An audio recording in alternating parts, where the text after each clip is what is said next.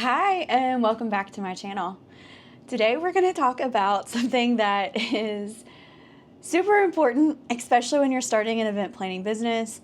You're in your first couple of years and you're realizing that as you add more clients, as you add more events to your business, you're coming close to burnout. Today I want to talk about how to avoid burnout as an event planner with a new event planning business. Now, this is for you if you've been in business, you're an entrepreneur, solopreneur, and you've been in business 1 to 3 years. And that first couple of years is really critical to learn what events you like, what events you don't like, to learn kind of how you feel while planning, your cadence of planning, get automations and systems and strategy, marketing, figuring out what draws people into your business and then closes the event contract. And then the execution and what that looks like. Now, a lot of people, especially in the beginning, because you're chasing that revenue, you're just like, how can I get the most people into my event planning business? How can I serve the most people? How can I make the most money?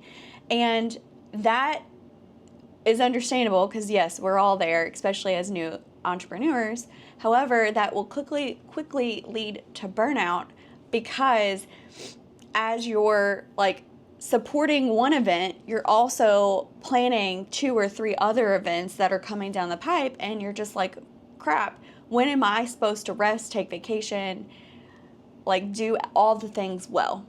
And the first piece of advice I have right now, as you're in that stage of trying to grow and become more stable of a business, is actually look at your calendar. So right now I'm looking at 2025 and I'm saying to myself, okay, I have these 3 contracts already signed. Let's go ahead and plug those into my calendar.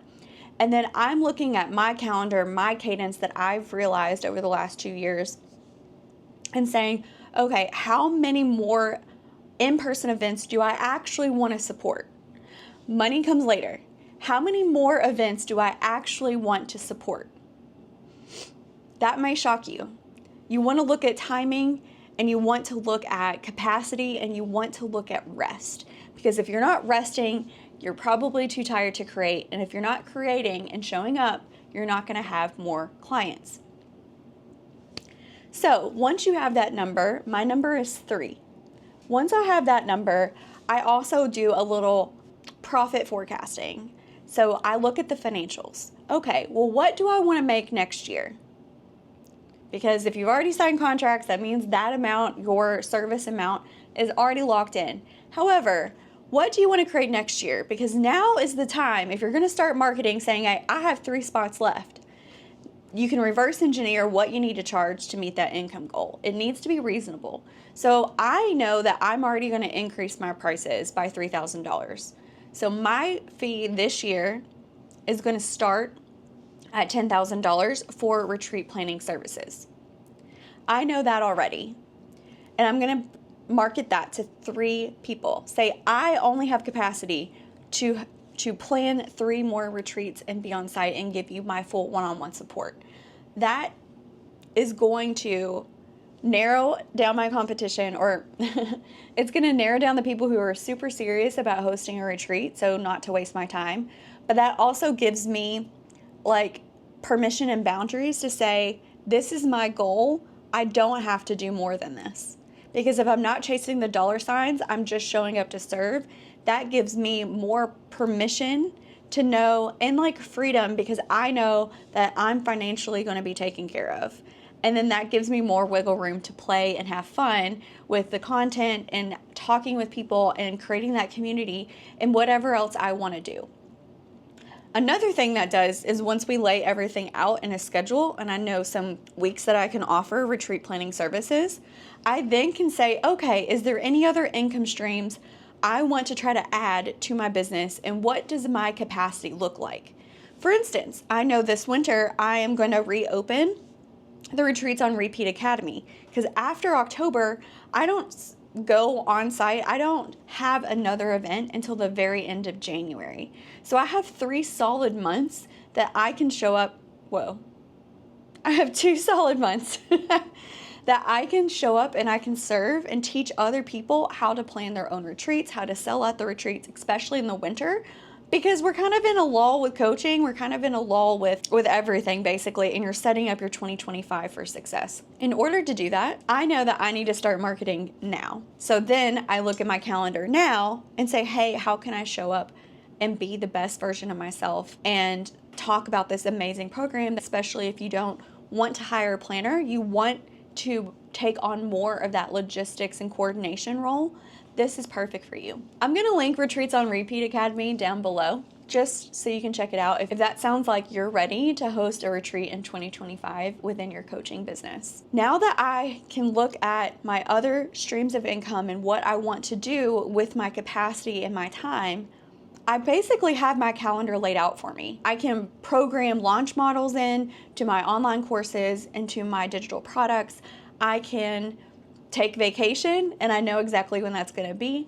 I can be creative and create a new product. You really have the opportunity that once you have your set schedule, you can look at other financial income that you can make in order to exceed your financial goals as a solo entrepreneur. Another opportunity, especially if you have a lull in between your events, like I do this winter, is I can look at, do I want to hire a team? Hiring team will help save you from burnout, but it's also a heavy lift to get them up and going and get the confidence that they're going to actually perform and like meet expectations and what you need to do and what their role looks like, and give them access and train and not stress you out while you're also still supporting those last few events at the end of the calendar year. Having support, having team is another way to make sure that you don't burn out.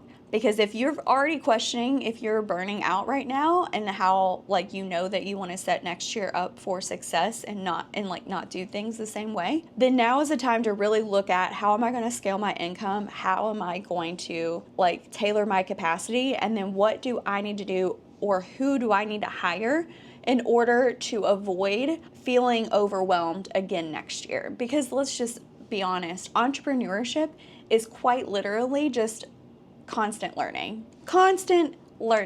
And we have the beautiful opportunity to change things up, add things, remove things, add team, remove team, and whatever that means for how we want to live our lives and our business. If you're curious about how to price your event planning services, go ahead and check out that next video, and I'm going to talk to you about how I establish my services, what services I offer, and how much I charge. As always, this has been a pleasure, and I will see you on the next one.